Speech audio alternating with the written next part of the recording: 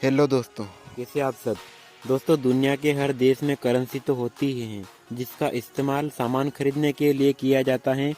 जैसे हर देश की करेंसी अलग अलग होती है और उसका अपना नाम और वैल्यू भी देश के हिसाब से रखी जाती है। जैसे भारत में लेन देन के लिए जिस करेंसी का उपयोग होता है उसे हम रुपया कहते हैं। अमेरिका की करेंसी डॉलर होती है और यूके की करेंसी पाउंड होती है। तो उसी तरह अलग अलग देश की करेंसी अलग अलग होती हैं। इसी तरह इंटरनेट में भी एक करेंसी होती है जिसका इस्तेमाल ऑनलाइन ट्रांजैक्शन के लिए किया जाता है। उस करेंसी का नाम है बिटकॉइन। बिटकॉइन, इसके बारे में तो आपने जरूरी सुना होगा क्योंकि बिटकॉइन पिछले कई सालों से काफ़ी चर्चा में है। आज इस वीडियो में हम आपको बिटकॉइन के बारे में बताने वाले हैं कि ये होता क्या है, इसका इस्तेमाल कैसे किया जाता है, इसकी वैल्यू कितनी है, इसके क्या क्या फ़ायदे और क्या क्या नुकसान है। पूरी जानकारी हासिल करने के लिए आपको इस वीडियो को अंत तक जरूर देखना होगा। चलिए सबसे पहले जानते हैं कि बिटकॉइन क्या है। बिटकॉइन एक वर्चुअल करेंसी है जिसे डिजिटल करेंसी भी कहा जाता है। बिटकॉइन को वर्चुअल करेंसी इसलिए कहा जाता है क्योंकि यह बाकी करेंसी से बिल्कुल अलग है। इसे बाकी करेंसी जैसे रुपीस, डॉलर जैसे बाकी करेंसी की तरह ना ही हम देख सकते हैं और ना ही इसे छू सकते हैं, लेकिन फिर भी हम इसका इस्तेमाल पैसों की तरह लेन देन में कर सकते हैं। बिटकॉइन को सिर्फ हम ऑनलाइन वॉलेट में स्टोर कर सकते हैं। बिटकॉइन का आविष्कार सातोशी नाकामोटो ने साल 2008 में किया था और 2009 में इसे ग्लोबल पेमेंट के रूप में जारी किया गया था और तब से ही इसकी लोकप्रियता बढ़ती ही जा रही है।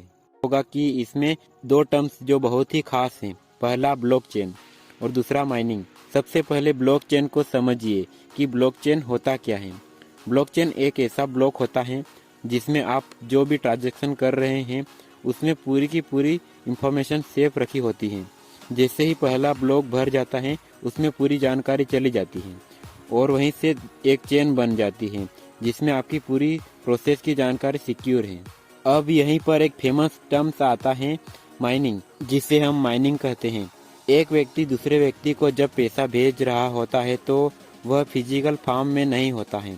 ऐसा नहीं होता है कि आपने एक गड्डी ली और दूसरे व्यक्ति को पहुंचाने के लिए भेज दी, ऐसा नहीं होता है। इसमें जो पैसा है वो डिजिटल है, वो कोडिंग के रूप में है और उस कोडिंग को कोई नहीं पढ़ सकता। तो फिर वो पैसा एक व्यक्ति से दूसरे व्यक्ति तक जाएगा कैसे? इसे ही कहते हैं माइनिंग। बीच में माइनर बैठे होते हैं जो कोडिंग की माइनिंग करते हैं, मतलब उस कोड को डिकोड करते हैं उस व्यक्ति तक पहुंचाने के लिए जिसे वो पैसा सेंड किया गया है। होगा कि इसमें दो टर्म्स जो बहुत ही खास हैं। अब यहाँ तक आपके बहुत सारे डाउट क्लियर हो गए होंगे। अब आप ये समझिए कि क्रिप्टो करेंसी कोई भी व्यक्ति बना सकता है।